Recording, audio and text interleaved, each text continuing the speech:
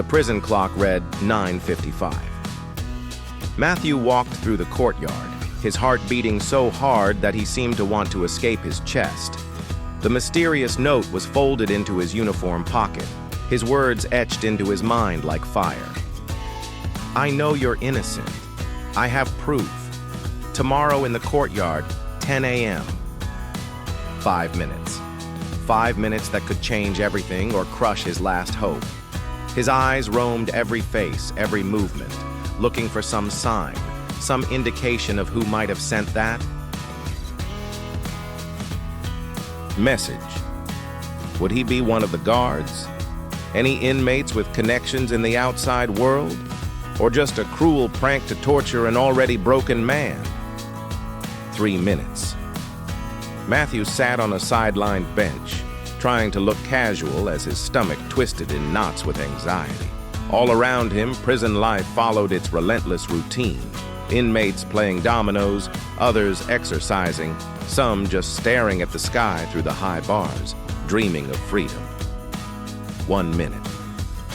He closed his eyes for a moment, whispering a brief prayer. Lord, whatever is coming, give me strength to face it. When he opened them again, he saw a man approaching. He was not an inmate nor a guard.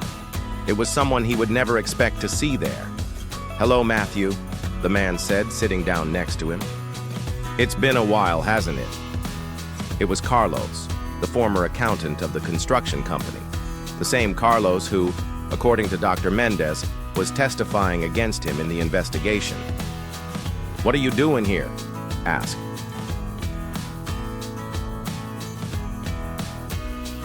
Matthew, his voice strained, torn between hope and distrust. Carlos looked around, making sure no one was watching them closely, and then spoke in a low voice. I was the one who sent the note, and before you ask, yes, I know you're innocent. I always knew, and now I have a way to prove it. The sun on the patio seemed warmer that morning, almost oppressive. Matthew felt beads of sweat run down his temples as he stared at Carlos, his former employee, now sitting in front of him with his shoulders slumped and eyes that couldn't hold his gaze for more than a few seconds. The noise of the other inmates around seemed distant, as if they were in a bubble isolated from the rest of the world. You? Matthew could hardly believe it, his voice coming out like a hoarse whisper. The shock made his heart race against his ribs. But Dr. Mendez said you were testifying against me. Carlos lowered his eyes, the shame evident on his face. His hands, Matthew noticed, trembled slightly on the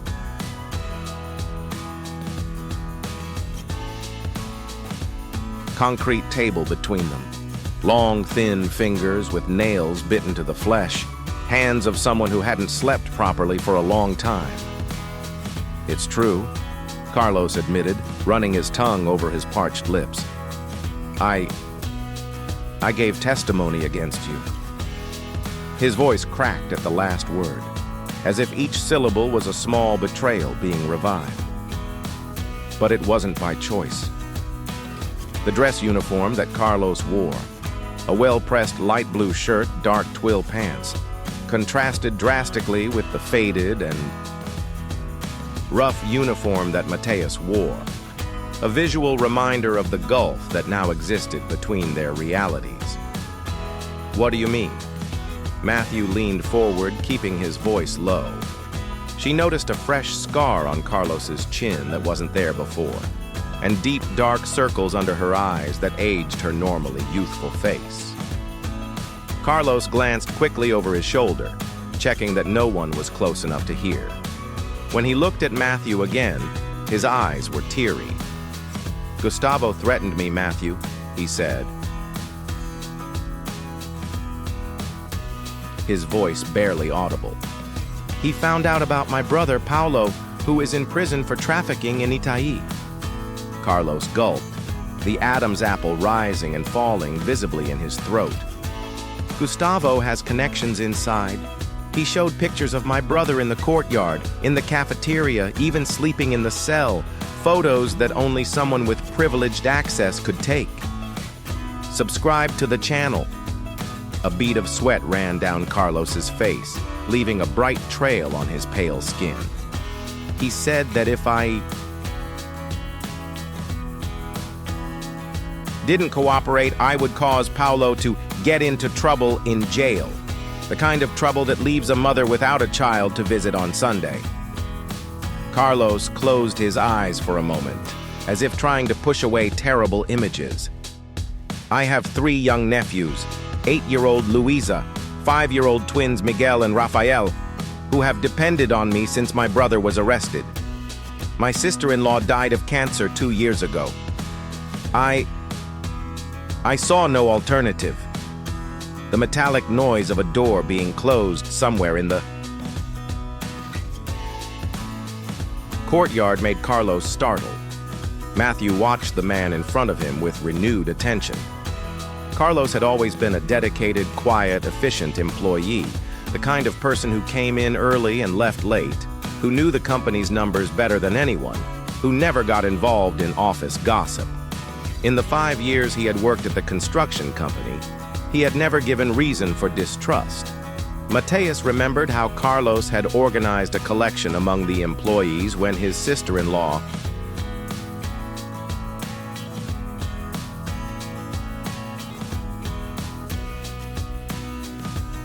fell ill. How he spoke proudly of his nephews, showing photos of them on his cell phone during lunches. She never imagined that he could get involved in something like this. "And what has changed now?"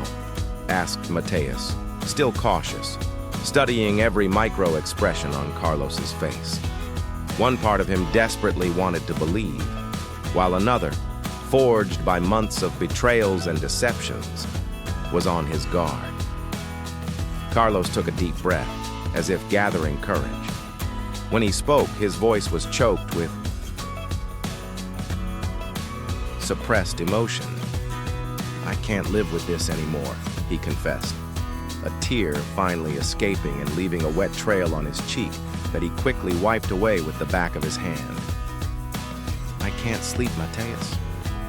I wake up every night in a cold sweat, seeing your face, remembering all the times you helped me, that you trusted me."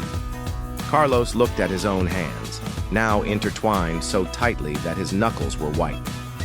"My nephews ask why Uncle Carlos is always tired, why he doesn't smile anymore.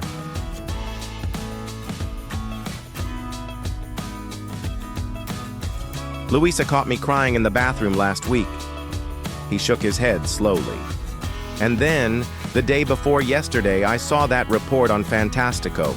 His daughter Beatrice crying in front of the cameras saying that she misses you, that she knows that her father is a good man." The mention of Beatrice made Matthew's heart tighten. He didn't know about this interview. Helena probably hadn't mentioned it to spare him. "That broke me, Matthew," Carlos continued, now looking him straight in the eye.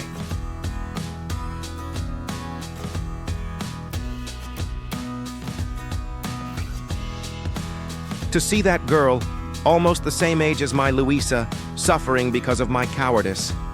I realized I was teaching my nephews the wrong lesson, that it's okay to sacrifice an innocent person to protect yourself." Carlos looked nervously around once more, his eyes scouring the courtyard like a cornered animal.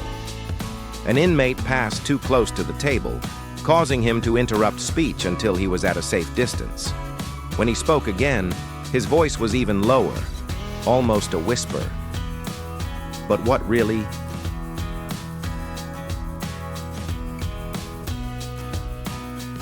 made me act was finding out that Gustavo is planning something even worse." His eyes widened slightly, conveying the horror of what he was about to reveal. "He doesn't just want you to be convicted, he wants you to never leave here." A chill ran down Matthew's spine, a physical and immediate sense of danger that made the hairs on his arms bristle under the rough uniform. The air suddenly seemed colder, despite the sun that punished the courtyard. "What do you mean?" he asked, leaning even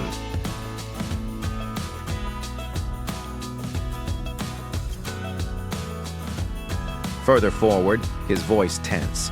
Carlos swallowed hard again, fear evident in every line of his face. When he spoke, it was in the voice of someone who had witnessed something he desperately wanted to forget. He has contacts here, a prison guard named Souza and 2 inmates from Block C, one named Alamao and the other known as Dentist. Carlos visibly shuddered at the mention of the names. It's arranging for you to be, well, so that you have an accident. The kind of accident that happens.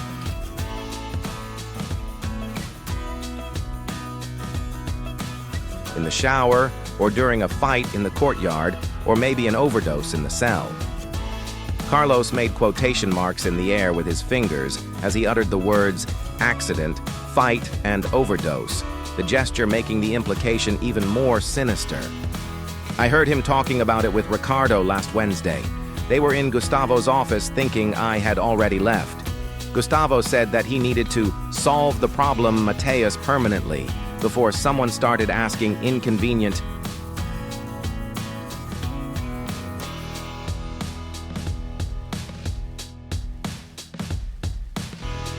questions.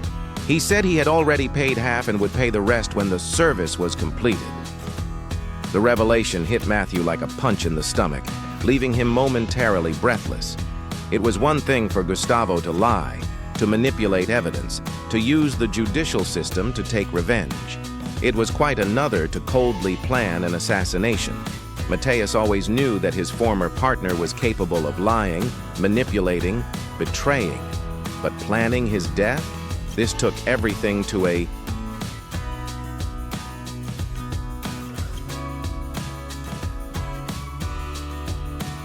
completely different level. A level that made his blood run cold in his veins. "What evidence do you have?" he asked, trying to keep his composure, fighting that his voice would not betray the fear that now consumed him inside. His hands, resting on the concrete table, were perfectly still, an outer calm that masked the storm within. Carlos looked at his wristwatch, a simple model with a worn leather strap, very different from the Rolex he used to wear to the office. Time was running out. I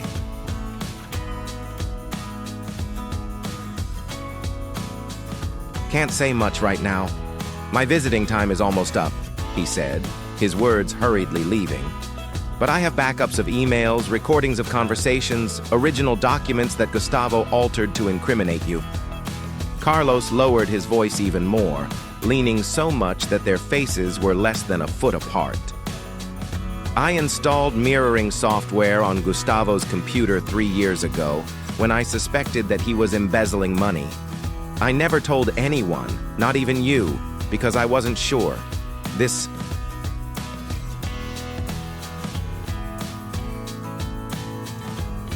software copies all emails, documents, and even Skype conversations to a private server. I have everything, from the first messages where he plans to incriminate you to the recent conversations about, he hesitated, about how to eliminate you. Why didn't you deliver it sooner?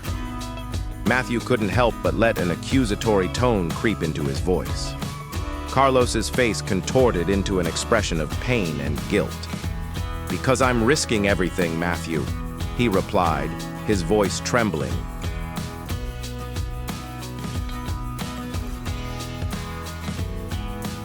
My safety, my brother's safety. If Gustavo finds out what I'm doing before the evidence reaches the authorities, I won't be the only one to pay. I needed to make sure I had enough evidence to bring Gustavo down once and for all, evidence that couldn't be ignored or explained.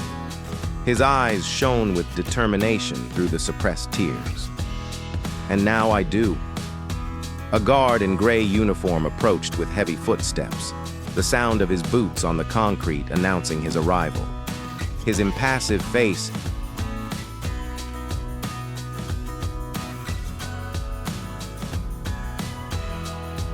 revealed nothing as he indicated with a gesture that the visiting time was ending. "Subscribe to the channel."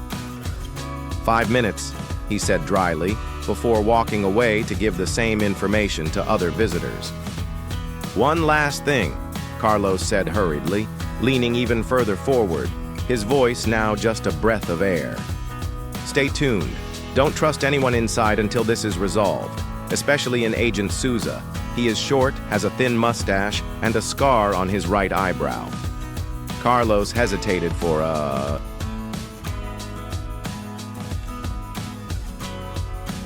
second, then added, "And if something happens to me, look for a woman named Claudia Mendonça, Gustavo's former secretary. She worked for him for 5 years until she was fired 6 months ago when she threatened to report him for harassment. She also knows everything. She was the one who warned me about Gustavo's plans for you. She lives in Campinas now. She has a clothing store called Novo Inicio at Rua das Flores, number 237. The guard returned, this time with a definitive nod to Carlos.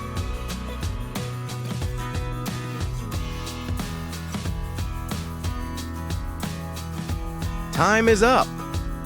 Before Matthew could ask any more questions, Charles was escorted out, casting one last meaningful glance over his shoulder, a look that carried both a request for forgiveness and a promise.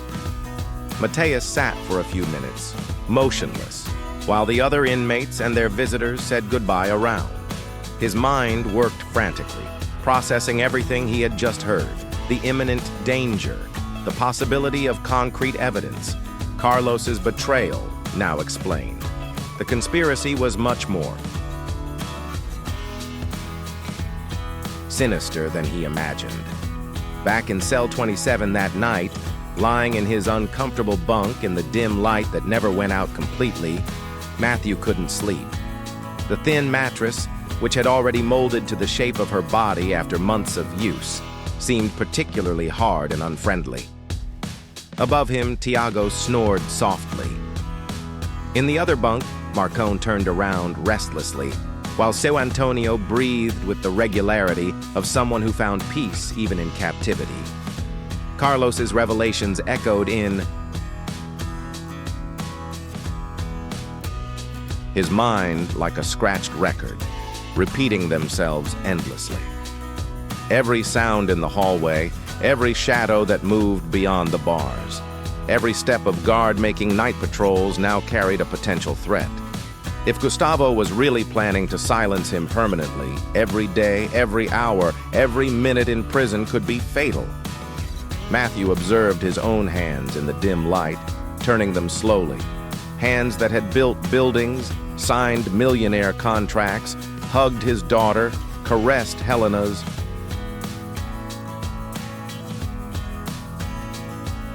face. Hands that could now be counting their last days of life. Fear was a physical presence, a weight on his chest that made it difficult to breathe. But interestingly, intertwined with fear was something else, something he hadn't felt in a long time. Hope, a small flame, fragile but persistent. For the first time since it had all begun, there was concrete proof of his innocence. Someone had taken a risk to bring the truth to light.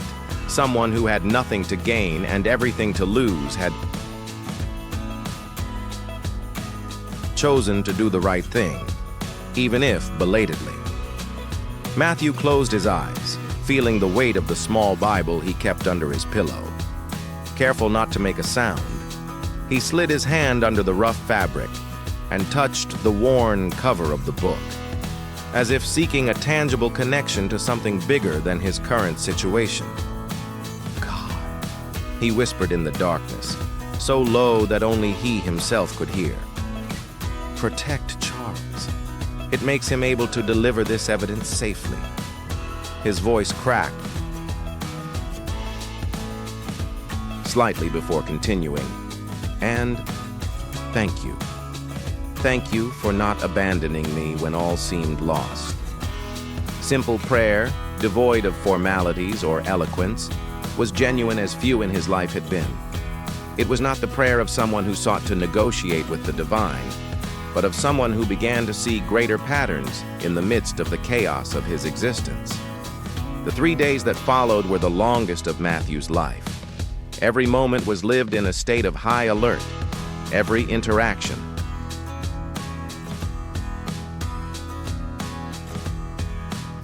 analyzed for hidden threats. He identified Agent Souza during breakfast on the first day, exactly as Carlos had described. Short, thin mustache, scar on his right eyebrow. The man watched him with an interest too casual to be genuine. In the courtyard, Mateus noticed two inmates he had never seen before watching him from afar. One was tall and thin, with tattoos on his neck that went up to his chin.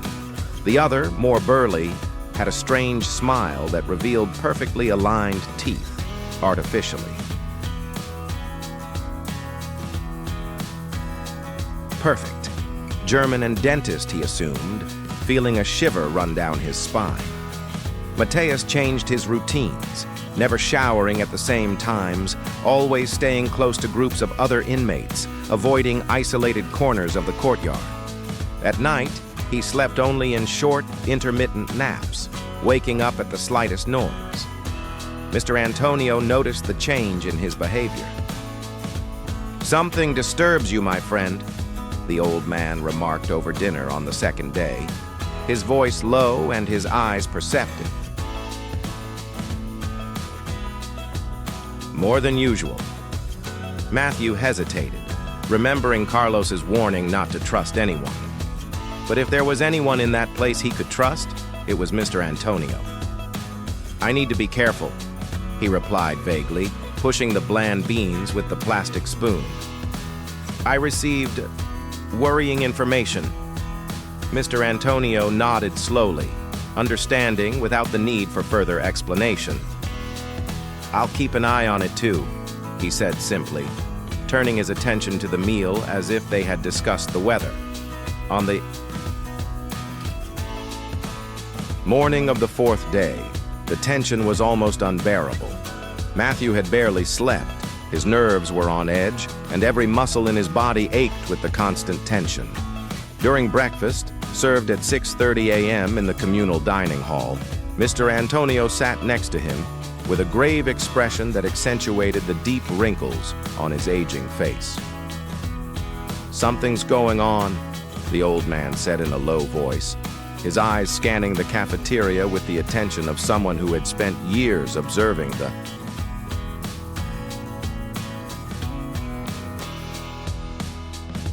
dynamics of the prison. "The guards are agitated, talking in small groups, exchanging glances, and Souza did not show up for the shift today." Matthew felt butterflies in his stomach. Souza's absence could mean anything. From that, Carlos had managed to turn over the evidence to the fact that the plan to eliminate him had been accelerated. "And I heard," continued So Antonio, getting even closer, "that the federal police has been in the administrative building since 5 in the morning. They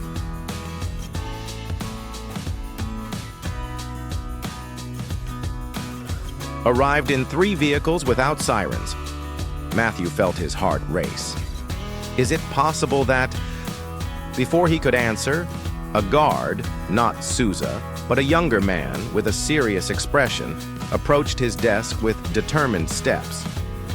"Oliveira, accompany me," he said in an official tone. "The director wants to talk to you." A momentary silence fell over the nearby tables, dozens of eyes turning to observe the scene. Being called by the director was rarely a sign of good news. Mateus exchanged a quick glance with Mr. Antonio, who nodded almost imperceptibly, a gesture that said, "Go, I'll be here when I get back." With his stomach in knots and his mouth suddenly dry, Matthew stood up and followed the guard. They walked through familiar corridors, but which now seemed laden with an ominous meaning. Every closed door, every corner, every security camera seemed to watch him with renewed interest. Could this be the moment he had been waiting for? The release that Charles had promised? Or...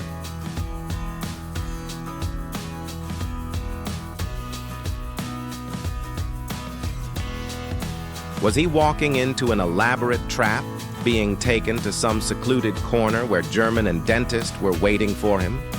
The guard didn't speak, his impassive face offering no clue. When they arrived at the administrative wing, Mateus noticed something different. There was more movement than usual. people in suits who clearly did not belong to the regular prison staff.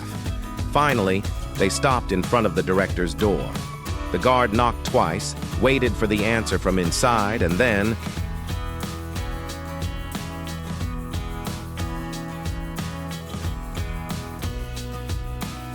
opened the door, gesturing Matthew to come in. The warden's office, which Mateus knew only from his arrival at the prison 9 months earlier, seemed smaller with so many people present.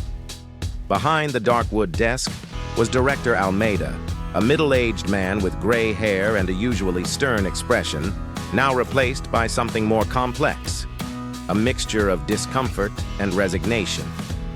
Next to him, to Mateus's surprise and immense relief, was Dr. Mendez, his lawyer, holding a thick briefcase with a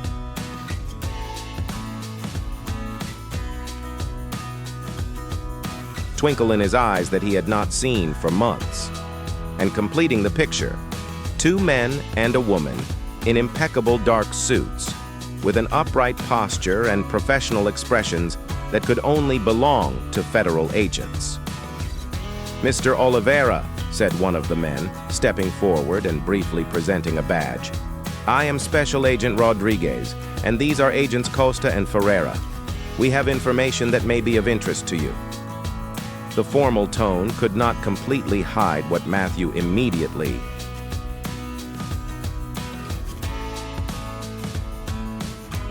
recognized in his eyes, the expression of someone who is about to correct an injustice.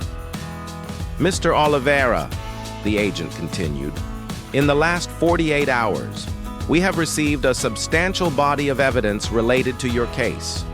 This evidence strongly suggests that you were the victim of an elaborate conspiracy to frame you."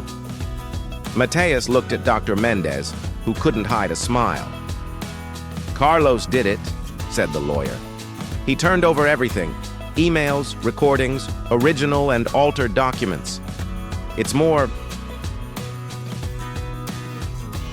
than enough to not only reopen his case, but potentially to dismiss it." "And Gustavo?" asked Mateus, remembering the threat. The agent's countenance became serious. "Mr. Gustavo Mendonça was detained this morning for questioning.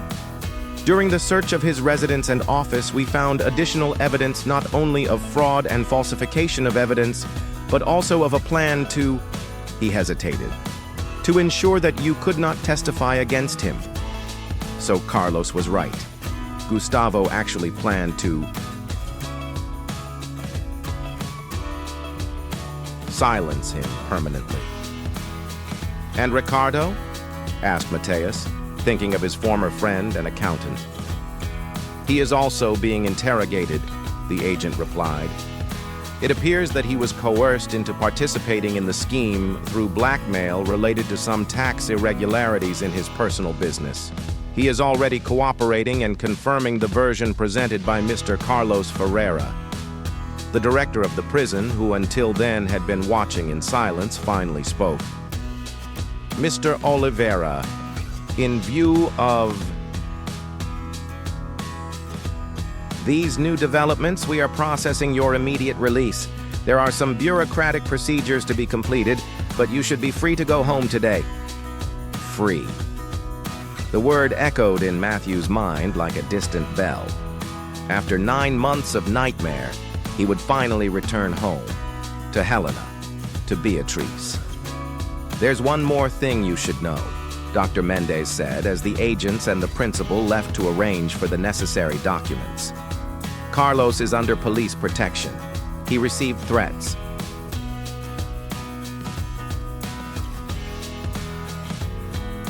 As soon as Gustavo was detained, subscribe to the channel. He risked everything for me," Matthew said, feeling deep gratitude. "Not just for you. He said he did it for himself, too, so he could look in the mirror again." 3 hours later, after signing several documents and retrieving his few personal belongings, Mateus was standing outside the Provisional Detention Center. The afternoon sun warmed his face, and the air had never seemed so sweet. Helena and Beatrice were waiting for him.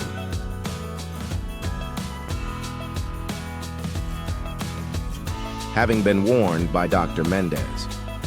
When Beatrice saw him, she ran towards him like an arrow, throwing herself into his arms with such force that she almost knocked him down. "Dad, Daddy, you're back." Matthew hugged her with all the strength he had, feeling the tears run freely down his face. Helena approached more slowly, her eyes shining with excitement, and then the three of them were hugging, crying, and laughing at the same time, a knot of love and relief in the middle of the sidewalk. "Let's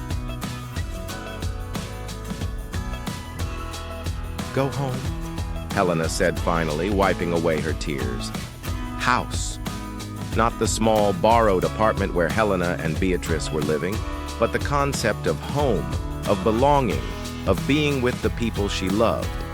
"Yes," replied Matthew, holding Beatrice's hand and running his arm around Helena's shoulders. "Let's go home." The days following Matthew's release were a roller coaster of emotions and adjustments. The joy of being free, of being with his family, was mixed with the strangeness of returning to a world that had continued without him. The small apartment lent by Helena's uncle, which had previously seemed cramped and inadequate, was now a palace compared to the cell Matthew had left behind. The simple meals they shared were feasts after months of bland institutional food.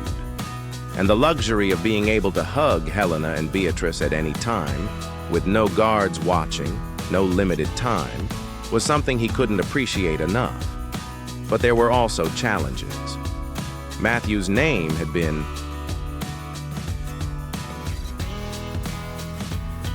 publicly tarnished, and even with the new evidence and Gustavo's arrest, many people still looked at him with suspicion. Some old friends and business partners kept their distance, uncertain or embarrassed. "Give it time," Pastor Josias advised during a visit. "The truth has been revealed, but people need time to process, to adjust their perceptions." Matthew nodded, understanding. He himself was going through a process of adjustment, rediscovering what it was like to live in freedom, what it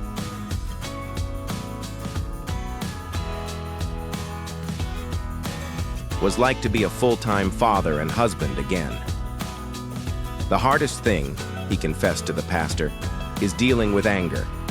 I can't stop thinking about what Gustavo did, the time I wasted, the difficulties that Helena and Bea faced because of him." "It's natural to feel angry," Josiah replied. "Even Jesus felt anger at injustice. The question is not whether you feel angry, but what you do with it. You can allow it to consume you, to embitter you, or you can turn it into something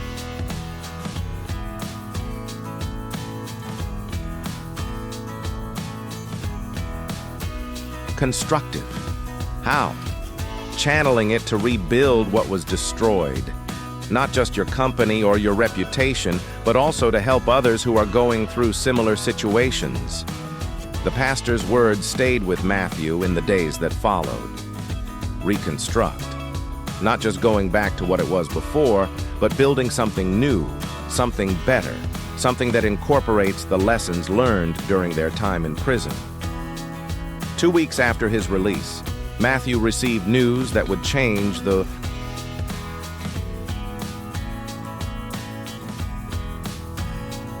course of his recovery. Dr. Mendez visited him with information about the lawsuit against Gustavo and the legal developments. The judge ordered the unblocking of his accounts and assets, the lawyer said. And there's more. The construction company can be reactivated as soon as you want. The projects that were in progress were suspended, not canceled. It was better news than Matthew expected. With the unlocking of the accounts, he could finally provide Helena and Beatrice with the comfort they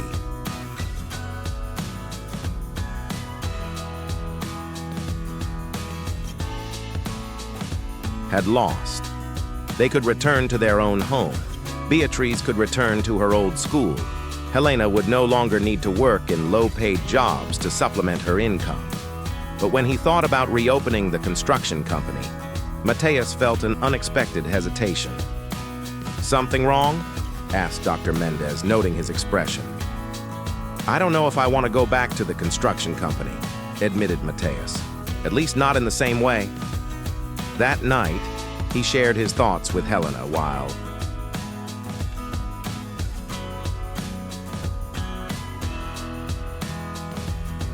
Beatrice slept. In prison, I discovered something I had never realized before, he explained. When I started helping other inmates, teaching, advising, just listening, I felt a satisfaction unlike anything I've ever experienced in business. Helena smiled, holding his hand. You have always been a builder, Matthew, but maybe now he's discovering that he can build more than buildings. Exactly. I've been thinking, what if we used part of the construction company's money to create a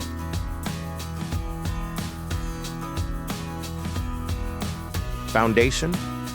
Something focused on the reintegration of former inmates, vocational education, support for families affected by the prison system?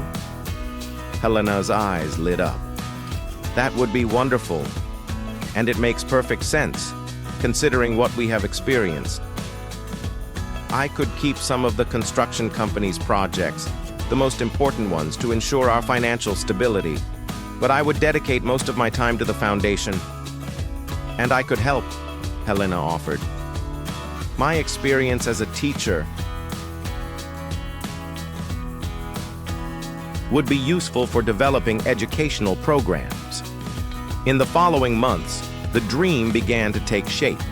Mateus reactivated the construction company, but on a reduced scale, focusing on selected projects and with a smaller and more reliable team. At the same time, he and Helena worked on the planning of the Recomeso Foundation, dedicated to offering a second chance to former inmates and support for their families. Carlos, who had risked everything to reveal the truth, was the first to be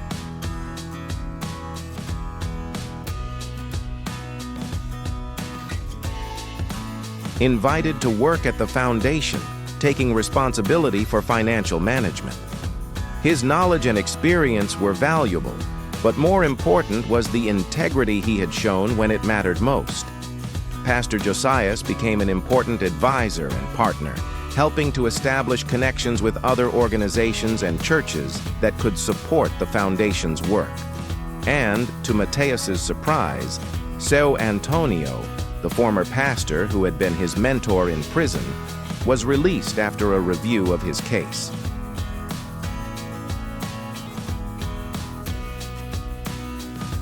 He immediately accepted the invitation to lead the foundation's counseling and spiritual support programs.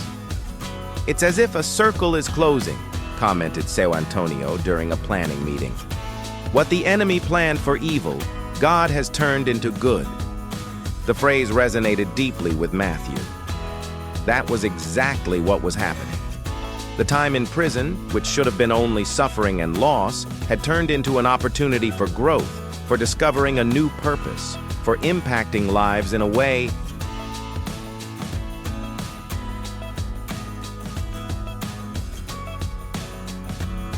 I had never imagined. 6 months after his release, the Recomeso Foundation was officially inaugurated. The event brought together former inmates, family members, representatives of partner organizations, members of Pastor Josiah's church, and even some of Mateus's former cellmates who had been released. During his opening speech, Matthew looked out over the diverse audience and felt an emotion he could barely contain. When I entered prison, I thought my life was over, he said. I lost my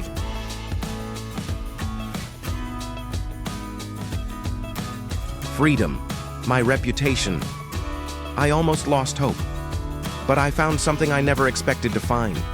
A purpose greater than constructing buildings or accumulating wealth. He paused, looking for Helena and Beatrice in the front row, both with tears in their eyes. I learned that even in the darkest moments when all seems lost, there is a fidelity that never fails. The fidelity of people like my wife and daughter, who never doubted me. The fidelity of true friends, who appear in the most unexpected.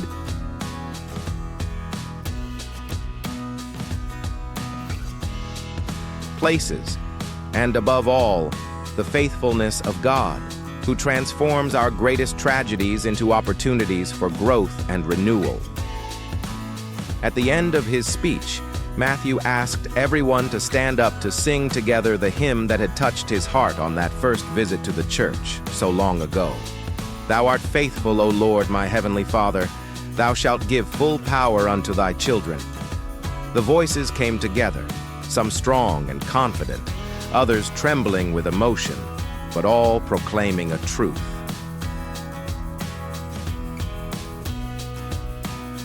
That Matthew now knew not only in theory, but by experience. Great is thy faithfulness, O Lord, unto me. The late afternoon sun cast a golden glow over the new community center of the Recomeso Foundation. It was a modern and welcoming building, personally designed by Mateus to be a space of hope and transformation. Sitting in his office, Mateus looked out the window at the gardens where former inmates worked side by side with volunteers, growing not only plants, but also new skills and relationships. The therapeutic gardening project had been Helena's idea and had become one of the Foundation's most successful programs. A gentle knock on the door interrupted his thoughts. "Come in," he said. Beatrice, now a 15-year-old teenager, entered with a smile. "Dad, the graduates are all gathered in the auditorium. They are waiting for you for the ceremony." Matthew smiled at his daughter, feeling his chest swell with pride. Beatrice had grown not only in stature, but in compassion and maturity. From an early age, she had been involved in the Foundation's projects, especially the mentoring program for children whose parents were incarcerated. "I'm already going," he replied, getting up and picking up his jacket. Together, father and daughter walked through the corridors of the center, greeting employees and participants of the programs. The Recomeso Foundation had grown beyond Mateus's most optimistic expectations. In the 5 years since its founding, it had helped hundreds of former inmates find employment, housing, and emotional support. Families had been restored, lives transformed. In the auditorium, Helena was already on stage, organizing the last details for the graduation ceremony. 30 former inmates had completed the Foundation's job training program and were about to receive their certificates, many of them already with jobs secured thanks to the network of partner companies that Mateus had cultivated. "Ready?" asked Helena when Mateus took the stage. "Always," he replied, kissing her softly. Mr. Antonio, now with completely white hair but with his eyes still bright with wisdom, joined them on stage. As director of the counseling programs, he had been instrumental in the success of the Foundation. "This is a special group," he commented. "A lot of difficult stories, but a lot of determination as well." Matthew nodded, looking at the graduates who were anxiously waiting. Each face told a story of struggle, of fall, but also of resilience and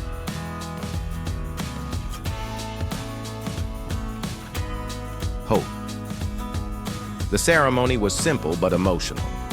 One by one, the graduates took the stage to receive their certificates, many with family members in the audience applauding and crying with pride. Some briefly shared their stories of how they had lost everything, of how the Foundation had given them a second chance, of how they now had a future ahead of them. When the last certificate was delivered, Mateus approached the microphone for the final words. 5 years ago, when we inaugurated this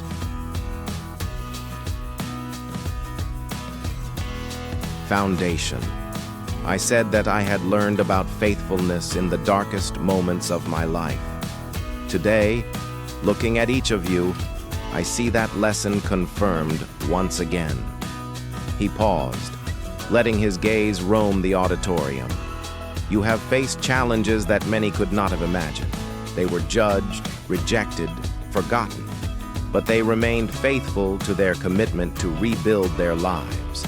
And today, we celebrate not only the completion of a course, but the beginning of a new chapter. Among the audience, Mateus spotted familiar faces. Pastor Josias, now retired but still active in the foundation. Carlos, who had become a close friend and a valuable collaborator. Even Tiago, his former cellmate, who after being released had become one of the first beneficiaries of the foundation's programs and now worked as an instructor. Life rarely goes the way we planned, Mateus continued. Sometimes we are forced into detours that seem disastrous, that seem to take us away from everything we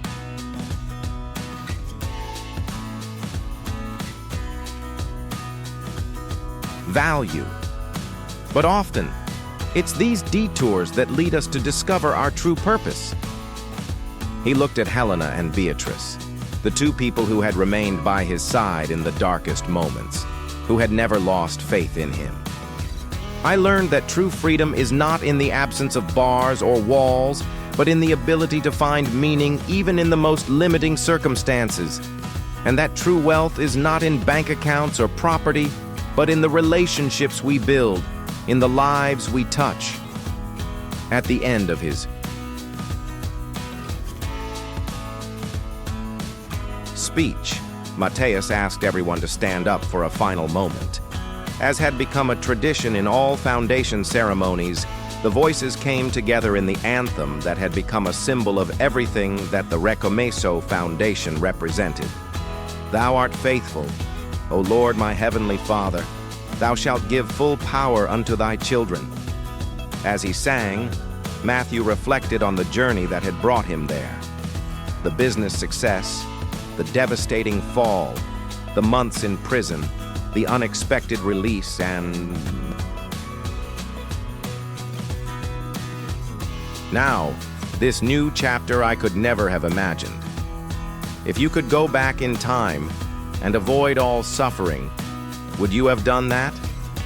The question hovered in his mind for a moment, but looking around, at the graduates with their certificates and their new beginnings, at their family more united and stronger than ever, at the purpose that now gave meaning to each day of their life, the answer was clear.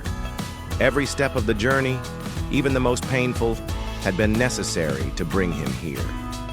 Every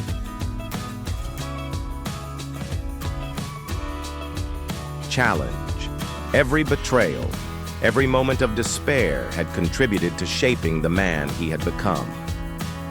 Great is thy faithfulness, O Lord, unto me. The final words of the hymn echoed through the auditorium, and Matthew felt a deep peace. His story was not just about injustice and redemption, about fall and restart. It was, above all, a testimony to a fidelity that transcended circumstances, that remained constant even when all else failed. A fidelity that had turned his greatest nightmare into his greatest purpose.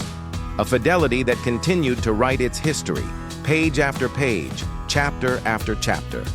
A fidelity that he now knew for sure would never abandon him, no matter what the future held. Subscribe to the channel and leave your like.